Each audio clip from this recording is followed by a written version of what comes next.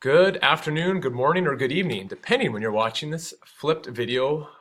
This is Mr. Volkman. We are going to be going over lesson 2.3a in Washington State history, fur traders and missionaries. The missionaries are actually going to be talked about in the part B part of this film. Today it's part A, it's just the fur traders. And as we're going through this film, it's very important to keep in mind that the fur trade was the main economic activity along the Pacific coast and around the Columbia River during the early 1800s.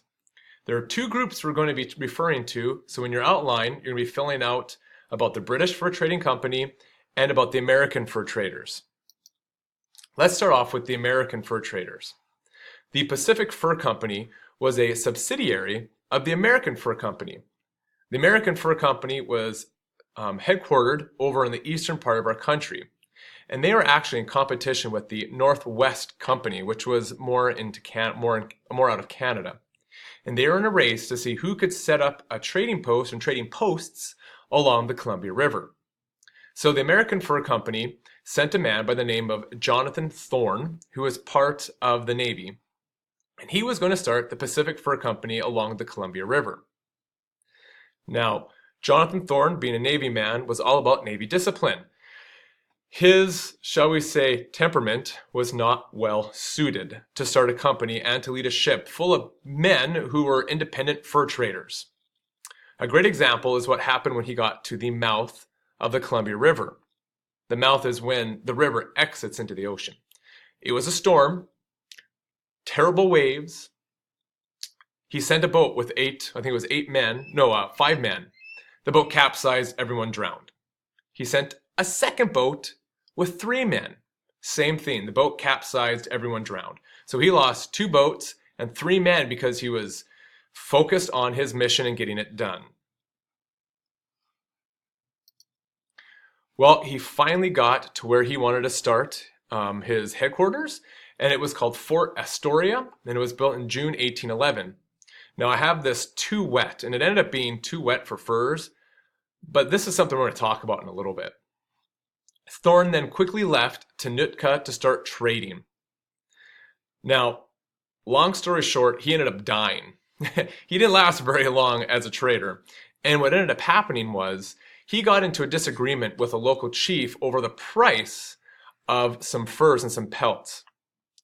This native chief thought the pelts were worth a little bit more than what Thorn thought. Now, Thorn, being a Navy guy, he wasn't willing to go one way or the other. I mean, he's used to people following his directions, and he's used to getting what he wants. The native chief, not so much. And what ended up happening is Thorn, as I wrote here, insulted the Navy chief, the native chief. Thorn was pacing up and down the ship, because that's where they were trading. The chief kept kind of pestering him to try to get him to buy the furs. In frustration, Thorn took the fur from the chief, rubbed it on his face, flung it to the side. Then Thorn started kicking the natives' items all over the ship. Well, the natives left in a huff. Some of Thorn's crew, one man, an example, told Thorn that, hey, we got to go. This is bad news. The next day, natives came back, pretending to be all nice, wanting to trade again with Thorn and his crew, but willing to work with them, when suddenly the natives pulled out knives, killed Thorn, everyone. The ship ended up blowing up. Huge mess. Fort Astoria was later sold to the British and renamed Fort George. And here's where Fort Astoria was. Here is the Columbia River. Columbia River's right here. Here's Astoria, right by the mouth. So I'd like you to pause the video for a second. I want you to think about what were the negatives of the fur trade so far. What could be the positives?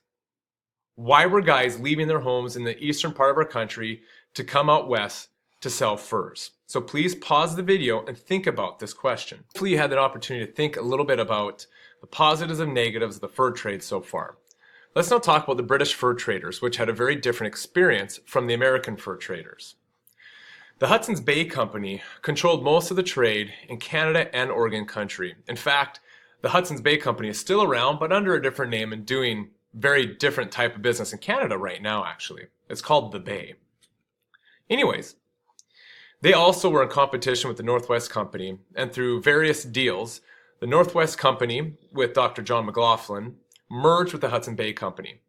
Now, because McLaughlin was higher up in the Northwest, he ended up becoming higher up in the Hudson's Bay Company. So he was sent to this new area in the Columbia, in the Oregon country is what it was called, to start a trading post. So March 1825, he built Fort Vancouver, where modern-day Vancouver, Washington is. It was built at the mouth of the Willamette River, which is where the Willamette goes into the Columbia River. It became a very successful fort, and people came all over to trade there. Now, what were some things that made it successful? Well, first off, they had storehouses, workshops, sawmills. They even had houses for the fur trappers and their native wives. Now, a big difference is the fact that McLaughlin stayed in the fort to make sure it got built. Compare this to Thorne, who left right away. Another thing that made Fort Vancouver so successful is the fact that a man by the name of Simpson, who was a higher up man in the Hudson's Bay Company, wanted to make sure that all the forts were built in a place where they could have farms to support themselves. And if you take a look at this picture here, Fort Vancouver had farms, they had orchards, they had livestock. Thinking back to Fort Astoria, it was built in a place where it was wet and swampy. Now, if it was too wet, it'd kill the crops. Another reason why Fort Vancouver and McLaughlin was so successful in trading was McLaughlin knew the recipe for success. He knew that he had to be kind and respectful to the native hunters and trappers. He had to respect their customs. He couldn't just do what he wanted. Again, big difference between McLaughlin and Thorne. He also knew that if people were not respectful to the natives, they would have to be punished, which is what happened to white men who were disrespectful to the natives.